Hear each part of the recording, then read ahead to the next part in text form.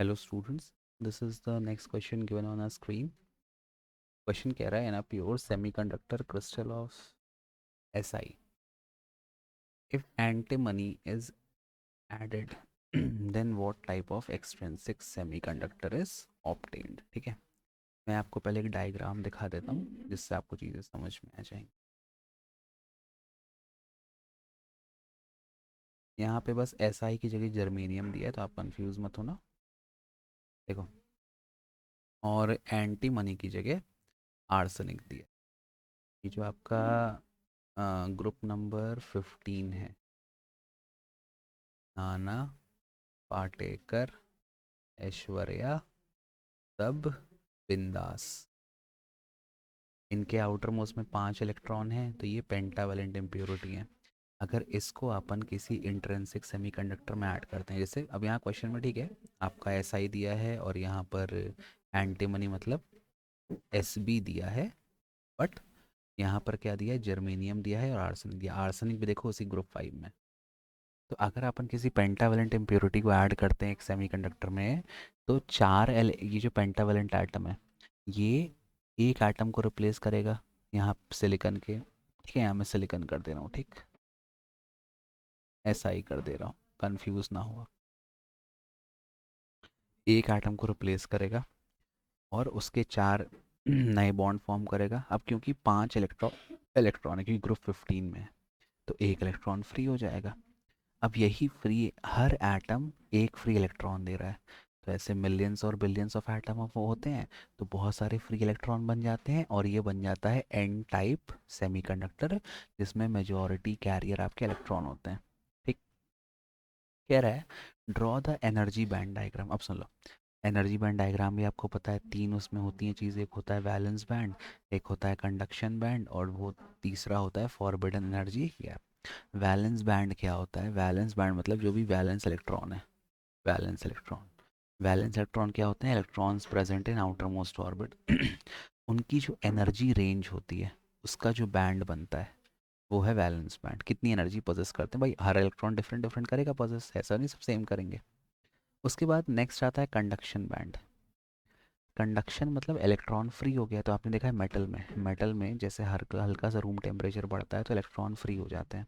Electron free हो जाते हैं मतलब अपने न्यूक्लियस को छोड़कर, एटम को छोड़कर वो बाहर मूव करने लगते हैं, वो चले जाते हैं कंडक्शन बैंड में। तो कंडक्शन बैंड मतलब the range of energies of the free electron या the electrons that produce conduction और इलेक्ट्रिक करंट, तो उनकी जो रेंज ऑफ एनर्जी है वो है कंडक्शन बैंड। और कंडक्शन बैंड और वैलेंस बैंड के बीच जो गैप है, ये आपका वैलेंस बैंड है, ये आपका कंडक्शन बैंड है।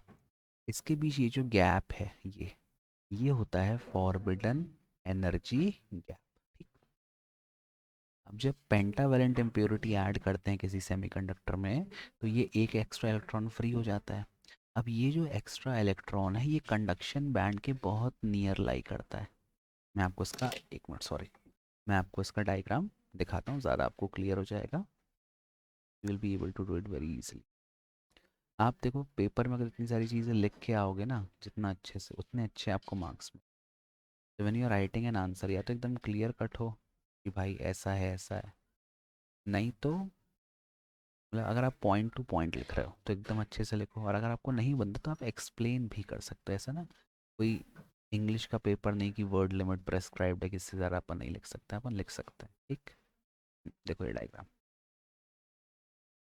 ये आपका डायग्राम दिया है। एक्चुअली मैं बहुत अच्छे डायग्राम नहीं बना पाता हूँ, इसलिए मैं कॉपी पेस्ट कर रहा हूँ। ये देखो, ये आपका वैलेंस बैंड है। यहाँ पर फ्यू आपके होल्स क्रिएट हो गए। होल्स क्यों क्रिएट हो गए? क्योंकि इलेक्ट्रॉन फ्री था, फिर इलेक्ट्रॉन अपनी जगह छोड़ के उचक गया, उचक गया और कहाँ चला गया, एक यहाँ पे नया एनर्जी लेवल बन जाता है जिसको अपन बोलते हैं डोनर एनर्जी लेवल। कहाँ बनता है? It forms very close to the conduction band.